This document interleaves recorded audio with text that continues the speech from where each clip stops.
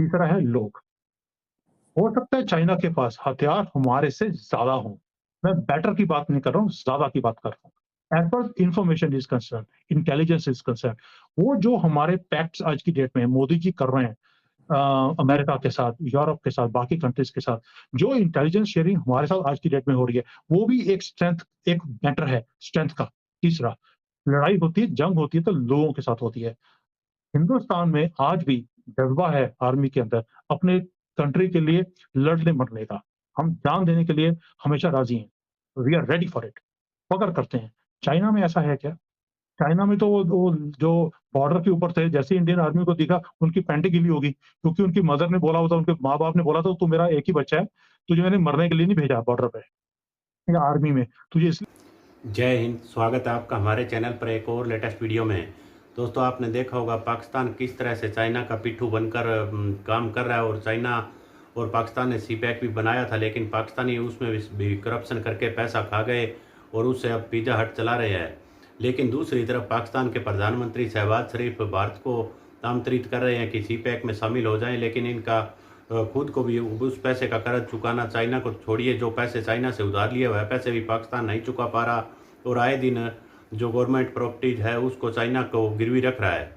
और दूसरी तरफ दोस्तों, जिस तरह चाइना को काउंटर करने के लिए भारत और अमेरिका का दोनों को साथ आते देख पाकिस्तानी मीडिया की धज्जियां उड़ रही है, और दूसरी तरफ इंडियन आर्मी ने भी पिछले दिनों आपने देखा होगा किस तरह से चाइनीज को जमकर सबक सिखाया था।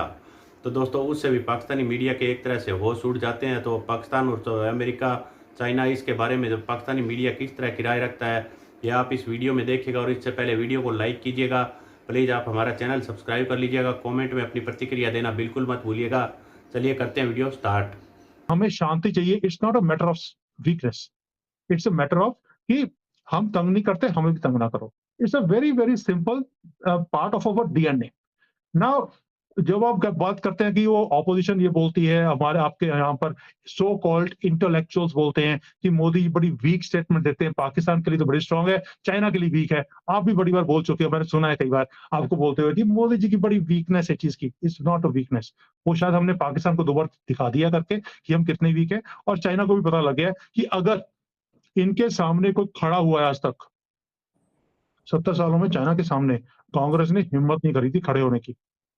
ये मोदी जी हैं जो स्टैंड लिया है इन्होंने, और पिछले 3 साल से 4 साल से जब से उन्होंने स्ट्रेंथ दिखानी शुरू करी है, we are standing back around them.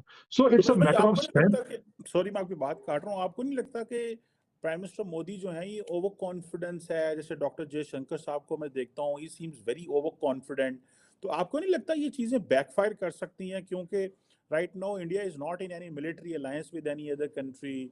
आपका इन टर्म्स ऑफ जिसे वो कहते हैं बजट उतना नहीं है, 76 अरब डॉलर डिफेंस पे है। फिर आपको लार्जली जो आपके मेन सप्लायर हैं, अगर कल को कुछ जंग होती है, कुछ ऐसा होता है, तो वो कौन होंगे? पैसा होना चाहिए जंग के लिए। And particularly when it comes to China, तो चाइना तो मतलब वो तो एक मिलिट्री कैपेबिलिटी के हवाले से तो obviously they are self sufficient है वो बहुत सारी चीज़ों में।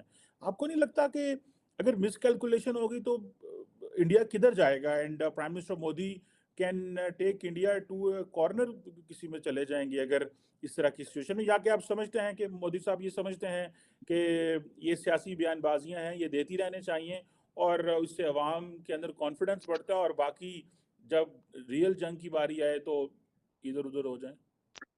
चीमा साहब, 3-4 क्वेश्चन इकट्ठे हो गए, मैं एक-एक करके करता हूँ इसको। एक तो आपके क्वेश्चन बहुत लंबे होते हैं कई बार। पहली बात मैं ये मैं ओवर मैं कॉन्फिडेंस। सवाल इस तरह का बनाता हूँ ताकि पूरी पिक्चर आपके सामने।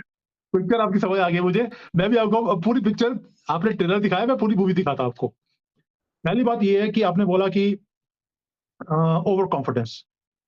पाकिस्तान की तरफ से जब बोलते हैं आप, तो लगता है कि ये ओवर कॉन्फिडेंस है, क्योंकि कभी भी आपने हिंदुस्तान के प्रधानमंत्री से या फॉरेन मिनिस्टर से इतनी स्ट्रॉन्ग स्टेटमेंट नहीं सुनी। तो आपको लगता है यार बड़े ओवर कॉन्फिडेंट हो गए हैं। अभी आपके इमरान खान ने भी बोला था, एक्स इमरान खान बोलना नहीं चाहिए, उसका नाम लेना मना है आपकी कंट्री में।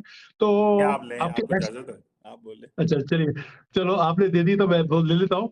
तो कहीं आपके चैनल बैन ना हो जाए पाकिस्तान में, नहीं नहीं, तो इसलिए मैं डरता हूँ तो कई बार। आपका भी ध्यान रखना पड़ता है। तो उसमें क्या है, आपका जो एक्स प्राइम मिनिस्टर है, उसने बोला अभी कि इंडिया अपने आप को हमारे से ज़्यादा ताकतवर, स्ट्रॉन्गर समझता है। भाई समझता है, हम ऑलरेडी हैं in every field. What do you mean by समझते हैं हम लोग? नाउ दैट मीन्स कि पाकिस्तान के अंदर कहीं न कहीं ये चीज़ है कि जो हम स्ट्रेंथ हमारी दिख रही है और जो हम दिखा भी रहे हैं, उससे भी तकलीफ है आपको, इसलिए आपको ओवर कॉन्फिडेंस दिखता है। But this is not a over confidence, this is confidence because हमने काम किया है इसके ऊपर। चीमा साहब, हमने बूट पॉलिश करके कभी आईएमएफ के, कभी चाइना के, कभी सऊदी के, हमने पैसे लेके कंट्री नहीं चलाई। हमने तिनका-तिनका पैसा जोड़कर अपनी कंट्री को यहाँ तक लेकर आए हैं। हमने मेहनत करी है उसके ऊपर। हमने इंस्टीट्यूशंस खड़े करी हैं ताकि हम यहाँ तक पहुँच सकें। तो ये कॉन्फिडेंस वहाँ से आता है। It is not over confidence, it is confidence. And secondly, अगर आज मोदी जी ये स्टेटमेंट देते हैं, ये तो आपको भी मानना पड़ेगा कि जो तरक्की उन्होंने पिछले 9 सालों में कंट्री में करके दिखाई है और कंट्री भी उनके साथ खड़ी है बिकॉज़ उनका काम बोलता है। Not only in India, in outside also. अगर आप डिप्लोमेसी में बात करें, हमारे फॉरेन रिलेशंस में बात करें, हमारे कंट्री के अंदर आप तरक्की देखें। अब कई पाकिस्तानी हैं आपके जो अभी इंडिया में आए हैं, ही इज़ मूविंग अराउंड। कोई है अभी जर्मनी के, मुझे नाम भूल जाता उनका। He is now in India and he talks about कि जो तरक्की उन्होंने अभी देखी है इंडिया में, ही इज़ शॉक्ड। जो फ्रीडम है यहाँ पर हर रिलीजन को, जैसे वो जो है हाईवेज बन रहे हैं, इंफ्रास्ट्रक्चर बन रहा है, फैक्ट्रीज लग रही हैं, एक कॉन्फिडेंस है कंट्री के अंदर। आपको क्या लगता है, सिर्फ एक मोदी जी की स्टेटमेंट से या जयशंकर जी की स्टेटमेंट से कंट्री में कॉन्फिडेंस आ गया? ऐसा नहीं होता है। हमने परफॉर्मेंस देखी है, जिसके कारण लोगों में भी कॉन्फिडेंस है। उसके लिए हमें मोदी जी की स्टेटमेंट की जरूरत नहीं, उनका काम बोलता है।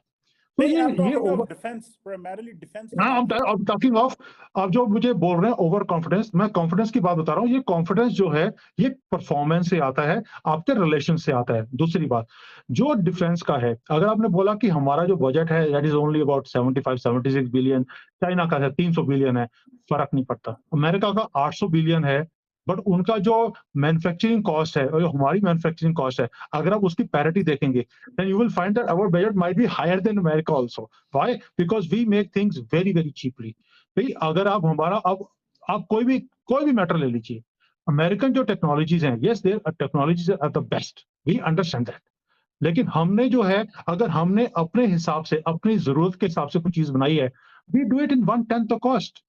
तो हमारे बजट से मतलब नहीं है। And as far as what ever we need, as far navy is concern, army is concern, और air force is concern, we have enough things with us which can cater and counter anything. Secondly, एक और चीज है, China हर चीज के ऊपर, अपनी चीज के ऊपर डिपेंड करता है which is made in China, and मुझे उसकी क्वालिटी एंड स्टैंडर्ड्स की बताने की जरूरत नहीं है। And as far as army is concern, मैं अभी भी कहता हूँ, इनकी आर्मी के अंदर जो भी सामान है, हो सकता है बहुत अच्छा हो, but as far as we are concern, आपको भी मालूम है जो हमारी अभी इंटेलिजेंस की जो, देखिए, वॉर जो है 3 चीजों से लड़ी जाती है। एक है इंफॉर्मेशन के ऊपर, दूसरा है हथियार, तीसरा है लोग।